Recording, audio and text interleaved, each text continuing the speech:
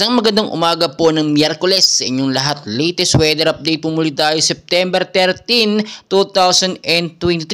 So patuloy pa rin po natin binabantayan ito nga pong dalawang active low pressure area, isa sa labas ng PAR at isa naman pong nasa loob. Ito pong nasa loob ng PAR ay ngayon po may layong 710 kilometers, is at Itbayat Batanes po yan, no?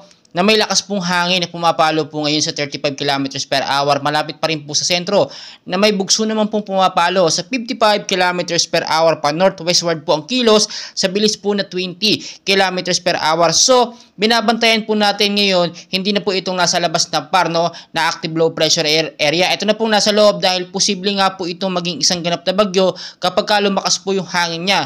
Ngayon po makikita nyo naman, wala pa naman po itong direktang epekto sa ating bansang Pilipinas, pero hindi po natin inaalis yung posibilidad na ito nga po yung maging isang ganap na bagyo. Sa ngayon po ang nararanasan natin na malakas na pag-uulan, especially tuwing hapon hanggang sa gabi po yan na may kasamang malakas na bugso ng hangin.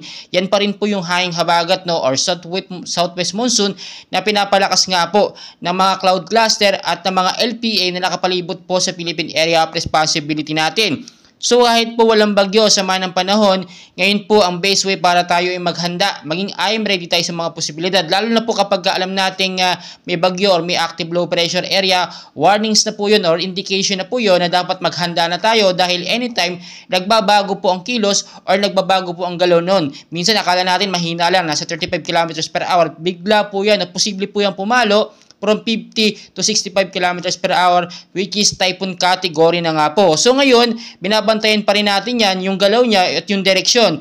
Isa sa Itbayat Batanes pa rin po yan ngayon at posible pong magbago yan. Pwede niya pong tahakin ito nga pong bandang North Luzon, no? Bandang Metro Manila kung magbago po ang direksyon. Pero as of now, wala pa naman itong direktang epekto at talagang hinihintay natin yung mga updates patungkol nga sa kanyang paggalaw. So marami pa tayong kaganapan and marami pa tayong updates. So dapat yung malaman, i-share natin ito sa ating mga kaibigan, sa ating mga lovers para aware po sila sa ating binabantayan na bagyo or mga active low pressure area na nasa loob po ng PAR. Dahil ngayong Setyembre nga po, ina-expect po natin 10 to 5 typhoons po ang posibleng pumasok sa PAR at dahil rainy season, posible pong magtuloy-tuloy ito hanggang sa Disyembre and hopefully nga po kukonting bagyo lang dahil siyempre ang hirap po lalo sa sitwasyon natin sa mga bahaing lugar sa Metro Manila. Kapag meron pong malakas na pag-uulan sa Metro Manila, mag-ingat po kayo dyan sa banta po ng pagbabaha.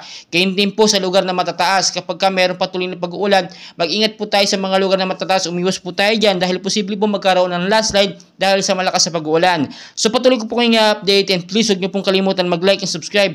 Pahit rin po ng notification bell for more weather updates. Maraming salamat po.